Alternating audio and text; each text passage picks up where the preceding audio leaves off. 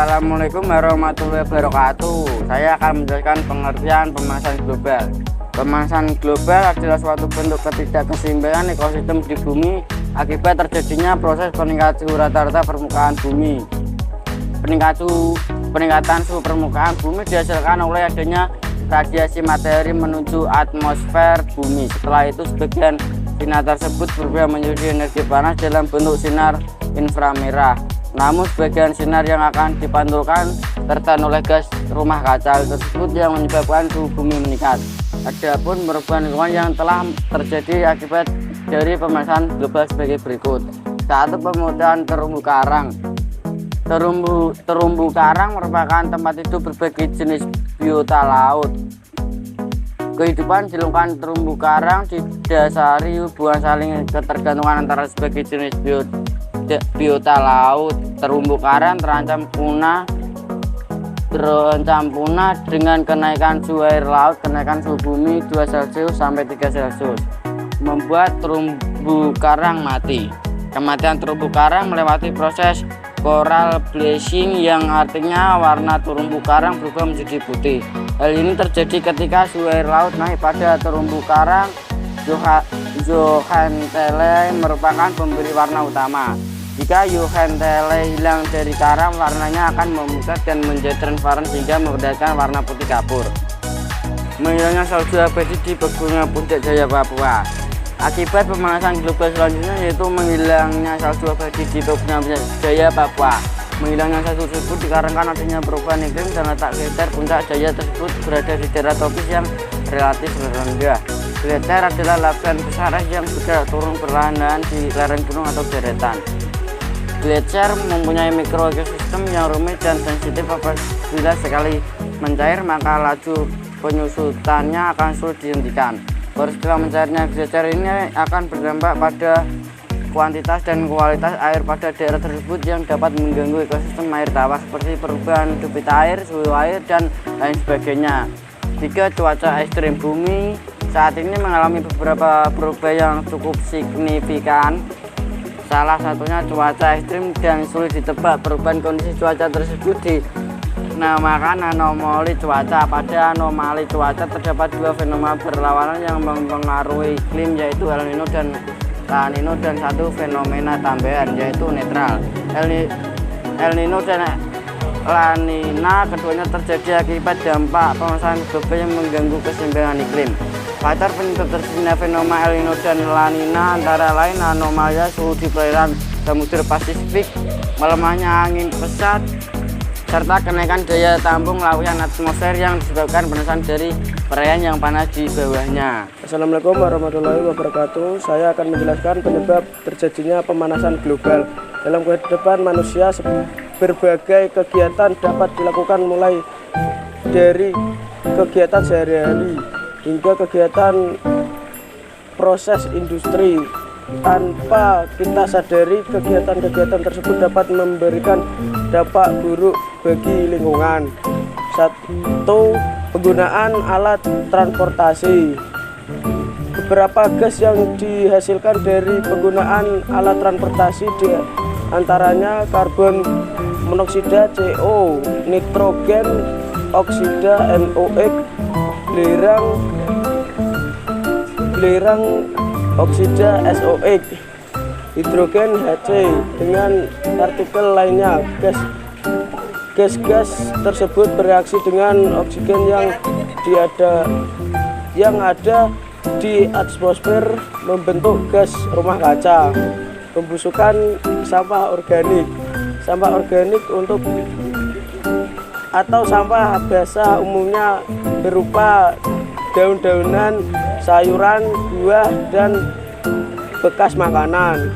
Sampah yang mengalami penguraian anorep menghasilkan gas rumah kaca berupa CH4, rumah kaca berupa CO2. Gas CH4 memiliki potensi pemanasan 23 kali lipatan dibandingkan CO2. 4. Pertanian dan peternakan. Pertanian menghasilkan CH4 yang berasal mulai dari tahap sebelum pada padi di tanah. Saat itu terjadi pembusukan anorep di dalam tanah sehingga melepaskan gas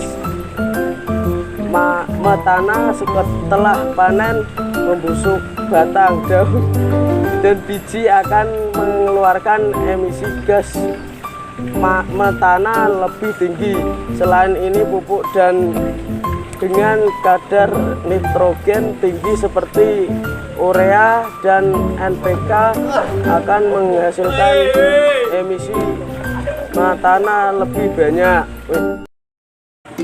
Dampak pemanasan global terhadap pemanasan global yang menyebabkan kerugian baik terhadap lingkungan maupun beberapa aspek kehidupan manusia di dunia. Yang pertama, mencairnya es di kutub utara. Daerah di kutub utara selatan semuanya tertutup es abadi. Es ini dicairkan mendapatkan panas yang sangat tinggi. Pemanasan global akan membuat daerah kutub utara yang dipenuhi oleh es akan lebih panas daripada awal lain di permukaan bumi. Pemanasan ini mengakibatkan gunung-gunung es mencair maupun menutupi perairan daerah yang biasanya mengalami hujan bergeseran terkena hujan salju. Yang kedua, naiknya permukaan air laut. Salah satunya sifat zat cair adalah mengembangkan atau bertambahnya volumenya. Jika dipanaskan, peringatan panasnya permukaan bumi tentunya akan membuat air laut semakin panas, sehingga air laut mengembang dan bertambah volumenya. Yang ketiga, berkurangnya spesies flora dan fauna. Tumbuhan yang tidak bisa hidup dengan perubahan cuaca. Perubahan cuaca ekstrim akan mati, dan dengan perubahan cuaca ekstrim terancam punah. Yang keempat, hujan asam.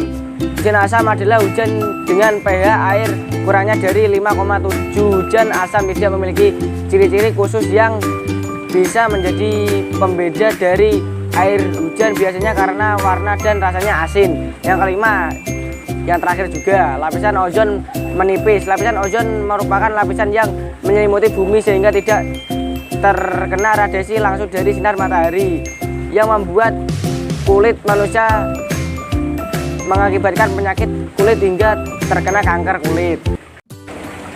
Solusi mengatasi pemanasan global. 1. Menghemat energi. Energi yang harus dihemat adalah energi yang menggunakan bahan bakar fosil. Contoh kegiatan antara lain industri, transportasi, dan pembangkit listrik tenaga uap. Beberapa hal yang dapat dilakukan untuk menghemat energi sebagai berikut. 1. Mematikan lampu saat tidak digunakan. 2. Menggunakan alat-alat elektronik dengan bijaksana. 3. Mengganti lampu dengan jenis yang hemat energi. 4. Mengendarai sepeda atau berjalan kaki jika berpergian jarak dekat. 5. Menggunakan transportasi umum. 6. Menggunakan mesin industri yang berdaya kecil dan efisien besar. 2. Mencari sumber energi alternatif. Energi bahan bakar fosil menjadi sumber energi utama saat ini. Cara lain untuk menggunakan emisi akibat penggunaan bahan bakar fosil adalah dengan mencari sumber energi alternatif lain yang ramah lingkungan. Banyak energi alternatif di Indonesia yang bisa digunakan, sebagai contoh energi air, energi panas bumi, energi cahaya matahari, energi nuklir, dan energi angin. 3. Mengolah sampah. Sampah yang telah dipelajari sebelumnya bahwa sampah organik merupakan salah satu faktor penyebab pemanasan global. Sampah adalah 3 macam, yaitu sampah organik, sampah anorganik, dan sampah B3. Bahan berbahaya dan beracun. Apa yang dapat dilakukan untuk mengolah sampah? Pengolahan sampah organik dan anorganik dapat dilakukan dengan tidak reduce, reuse, recycle, KTW. Sampah B3 harus dibuang di tempat pengolahan sampah khusus B3. A. Mengurangi. B. Menggunakan kembali. C. Mendaur ulang. D. Mengganti. E. Membuat kompos. 4. Mencegah kerusakan hutan. Gimana Jo? A. Mengganti pohon yang telah ditebang dan menahan pohon dengan kualitas benih yang lebih bagus. B. Memerlukan sistem tebang pilih. C. Melakukan program penghijauan kembali di lahan yang rusak.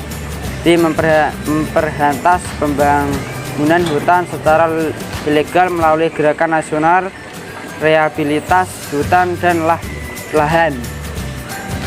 Menerima izin tentang pengusaha hutan. Assalamualaikum warahmatullahi wabarakatuh. Saya akan menjelaskan tentang peningkatan kadar CO2 atmosfer terjadinya efek rumah kaca dibalik peningkatan suhu bumi.